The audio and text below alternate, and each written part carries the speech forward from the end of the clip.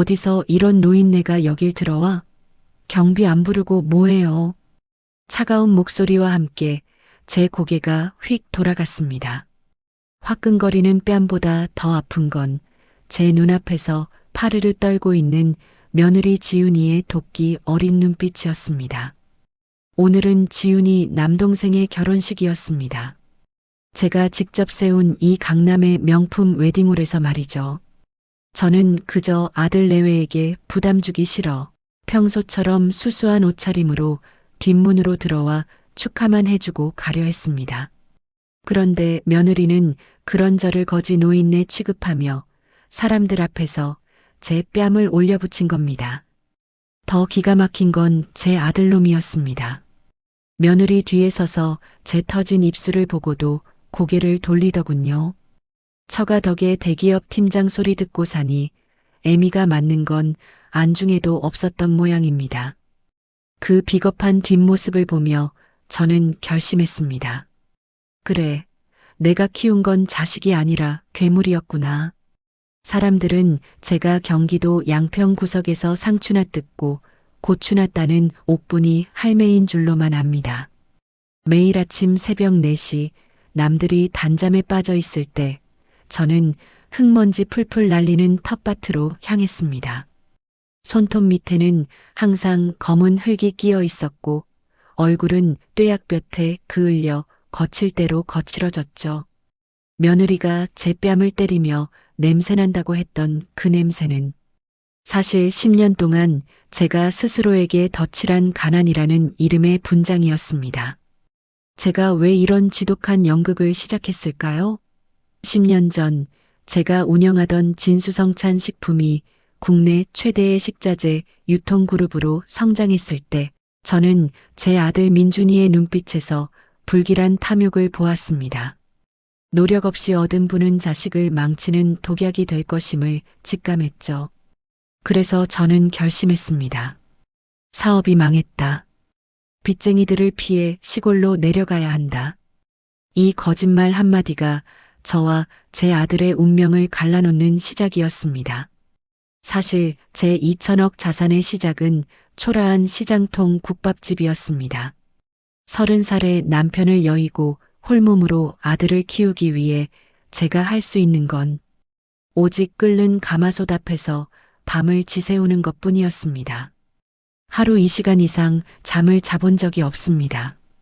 손님들의 뚝배기에 고기 한 점이라도 더 얹어주려 애썼고 그 진심이 통했는지 제 국밥집은 줄을 서서 먹는 명소가 되었습니다. 그렇게 번 돈을 저는 땅에 묻었습니다. 남들이 툭이라고 손가락질할 때 저는 목 좋은 자리를 찾아다니며 미래를 샀습니다. 20년 전 이 강남 한복판의 금싸라기 땅을 샀을 때 사람들은 저더러 미쳤다고 했습니다. 하지만 지금 보십시오. 제가 산 그 땅 위에는 30층 높이의 빌딩 3채가 솟아있고 전국의 5개의 특급 호텔과 웨딩홀이 제 이름 아래 운영되고 있습니다. 진수성찬 그룹의 실소유주 2억분. 그것이 제 진짜 명함입니다. 시골집 방 한 구석, 낡은 괴짝 안에는 최신형 보안 노트북과 암호화된 위성 전화기가 숨겨져 있었습니다. 겉으로는 밭을 매는 노인이었지만 해가 지면 저는 대한민국 유통업계를 쥐락펴락하는 회장으로 돌아왔습니다. 오전 10시 며느리가 보낸 돈 좀 보내달라는 짜증 섞인 문자를 확인하며 한숨을 쉽니다. 오후 2시 비서실장으로부터 해외 호텔 인수권에 대한 최종 보고를 받고 억 단위의 결제를 승인합니다. 오후 6시 마을회관에서 남들이 먹다 남은 떡을 얻어먹으며 고맙다고 허리를 숙입니다.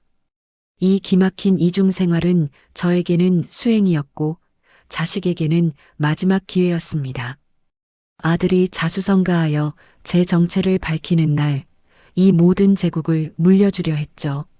하지만 오늘 제 아들은 제 뺨을 때리는 아내 옆에서 침묵을 선택했습니다. 그 침묵이 제 10년의 인내를 분노로 바꾸어 놓았습니다. 저는 비상구 계단 구석에서 먼지 묻은 휴대폰을 꺼내 들었습니다. 10년 동안 한 번도 직접 전화를 건 적 없던 제 오른팔 박 실장에게 전화를 걸었습니다. 박 실장, 나다. 이옥분이야. 수화기 넘어 박 실장의 숨소리가 멎는 게 느껴졌습니다. 회장님, 드디어 복귀하시는 겁니까? 그래. 연극은 끝났다.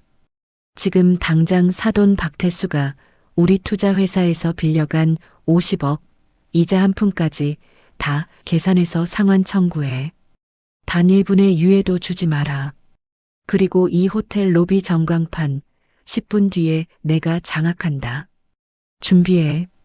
전화를 끊는 제 손이 미세하게 떨렸습니다. 슬퍼서가 아닙니다.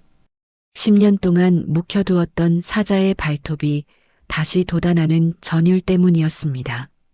며느리 지훈아, 내가 그토록 자랑하던 그 샤넬 가방, 내 남동생의 이 화려한 결혼식, 그리고 내 남편의 그 빳빳한 와이셔츠까지 모두 내 발밑에 흙먼지보다 못한 것들이었다는 걸 이제 곧 뼈저리게 알게 될 거다. 저는 화장실로 들어가 거칠어진 얼굴을 닦아냈습니다.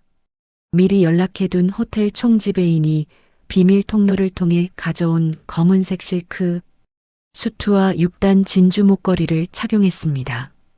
흙 묻은 몸빼 바지를 벗어 던지고 10cm 높이의 명품 구두에 올라탔습니다. 거울 속에는 더 이상 양평의 옥분이 할매가 없었습니다. 2천억 자산가이자 수천 명의 직원을 거느린 진수성찬의 여왕 이옥분이 서 있었습니다. 며느리가 때린 뺨의 붉은 자국은 이제 훈장처럼 느껴졌습니다. 이 상처는 내가 오늘 저들을 무너뜨릴 가장 정당한 이유가 될 테니까요. 이제 로비로 나갈 시간입니다. 조명이 꺼지고 전광판에 제 얼굴이 뜨는 순간 너희들의 천국이 어떻게 지옥으로 변하는지 똑똑히 지켜봐 주마. 어둠 속에서 빛나는 거대한 화면 속에는 푸른 기와집을 배경으로 한 중년 여인의 모습이 보였습니다. 세련된 정장 차림의 단호한 눈빛, 바로 저였습니다. 진수성찬 그룹 창립 20주년, 우리 그룹은 정직과 신뢰를 바탕으로 여기까지 왔습니다. 이 호텔 또한 그 약속의 상징입니다. 화면 속 제 목소리가 로비 전체를 울렸습니다. 사람들의 시선은 화면과 방금 전 뺨을 맞고 비틀거리던 거지 노인네를 번갈아 쫓았습니다. 지훈이의 얼굴은 순식간에 잿빛으로 변했습니다. 말도 안 돼. 저 할머니가 왜 저기 나와? 합성이야. 이거 가짜라고. 그녀가 미친 듯이 소리칠 때 로비의 조명이 다시 켜졌습니다. 그리고 회전문 너머로 검은색 정장을 갖춰 입은 제 비서진 20여 명이 절도 있게 걸어 들어왔습니다. 그 중심에는 10cm 하이힐을 신고 흙먼지를 털어낸 채 여왕처럼 서 있는 제가 있었습니다. 사돈 박태수는 제 모습을 보자마자 들고 있던 샴페인 잔을 바닥에 떨어뜨렸습니다. 챙그랑 잔 깨지는 소리가 그의 인생이 무너지는 신호탄 같았죠. 사부인?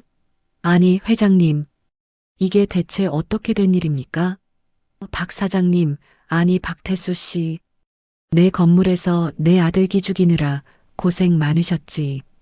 그런데 어쩌나 당신이 내 투자회사에서 빌려간 그 30억, 사실 내 개인 자금이었는데. 제가 손짓하자 박 실장이 서류한 뭉치를 박태수의 가슴팍에 내던졌습니다. 지금 이 시각부로 박태수 씨가 운영하는 태산건설에 대한 모든 투자금 회수를 명령했습니다. 연체된 이자 7억을 포함해 총 37억. 내일 오전까지 상환하지 못하면 귀하의 회사와 지금 살고 계신 한남동 자택은 즉시 경매 절차에 들어갈 겁니다. 박태수의 다리가 힘없이 풀리며 주저앉았습니다. 그가 그토록 자랑하던 건설사 사장이라는 명함, 사위에게 큰 소리치던 그 위세는 사실 제 주머니에서 나간 돈으로 쌓아 올린 모래성이었습니다.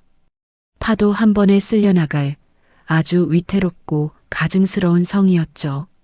지훈이는 현실을 부정하듯 제 옷자락을 붙잡으려 했습니다. 어머님, 제가 잘못했어요. 아까는 너무 경황이 없어서. 네, 민준 씨, 당신 엄마잖아. 빨리 어떻게 좀 해봐. 하지만 저는 차갑게 그 손을 뿌리쳤습니다. 민준이? 아, 저기 구석에서 고개 숙이고 있는 저 비겁한 놈 말하는 거니? 지 마누라가 지 애미 뺨을 때려도 숨죽이고 있던 저 못난 놈이 뭘 할 수 있겠어? 저는 지훈이의 목에 걸린 다이아몬드 목걸이를 가리켰습니다. 그 목걸이 박 사장이 우리 투자회사 돈 빼돌려서 사준 거 모를 줄 알았니?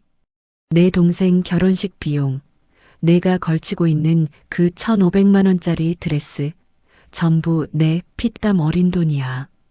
감히 내 돈으로 내 뺨을 때려? 저는 박 실장에게 명령했습니다. 이 예식장 대관 취소해. 당장 저 가짜 부자들 전부 밖으로 끌어내. 하객들도 마찬가지야. 공범이나 다름없으니 한 명도 남기지 말고 내 건물에서 내쫓아. 보안 요원들이 움직이기 시작했습니다. 화려한 꽃장식과 산의 진미가 가득했던 예식장은 순식간에 아수라장이 되었습니다. 지훈이는 드레스 자락이 구두에 밟혀 넘어지면서도 비명을 질렀습니다. 안 돼. 내 동생 결혼식이야. 여기서 나가면 우리 집안은 끝장이라고. 하지만 자비는 없었습니다.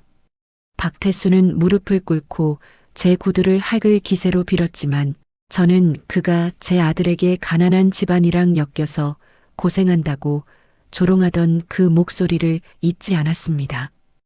호텔 정문 밖으로 내던져진 그들의 모습은 참혹했습니다. 화려한 예복을 입었지만 갈 곳 없는 그들은 그저 길바닥의 불황자와 다를 바 없었습니다. 지나가는 사람들이 스마트폰으로 그 광경을 찍어대기 시작했습니다. 강남 웨딩홀 갑질 가족의 몰락이라는 제목으로 실시간으로 퍼져나가고 있었죠.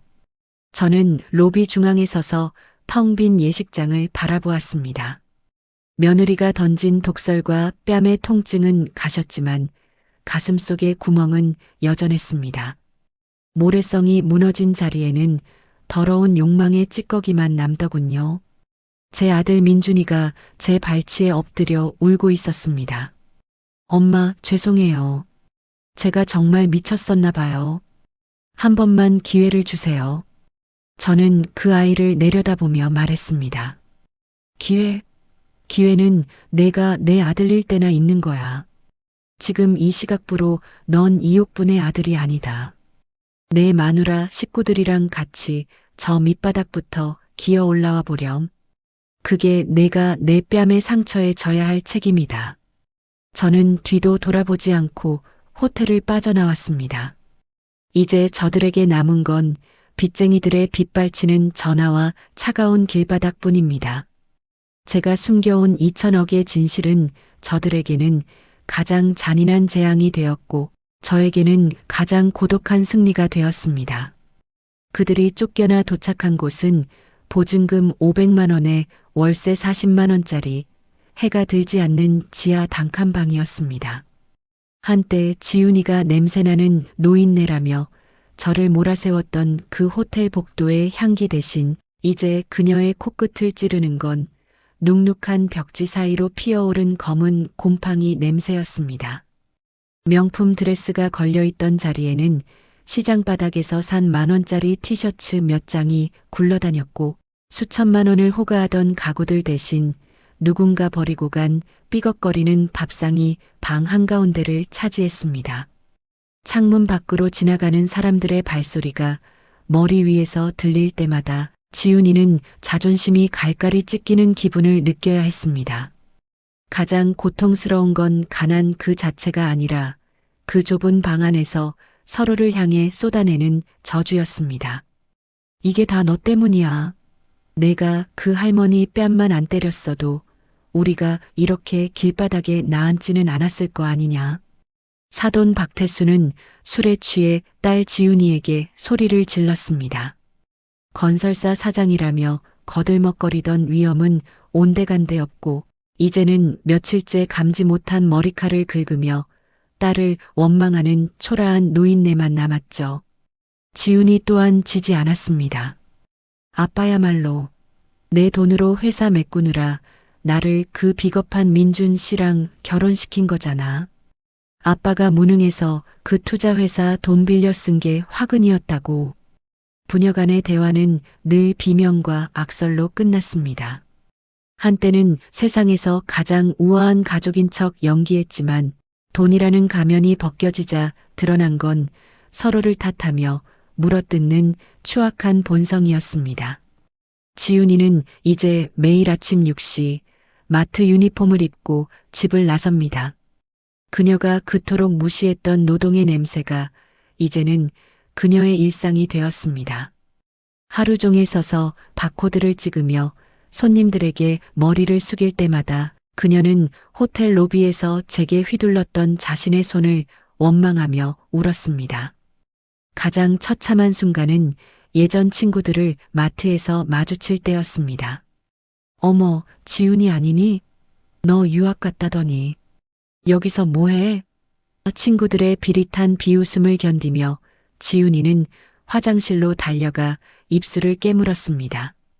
명품 화장품 대신 마트에서 파는 샘플 로션으로 거칠어진 손을 바르며 그녀는 비로소 제가 10년 동안 견뎠던 세월의 무게를 깨닫기 시작했습니다.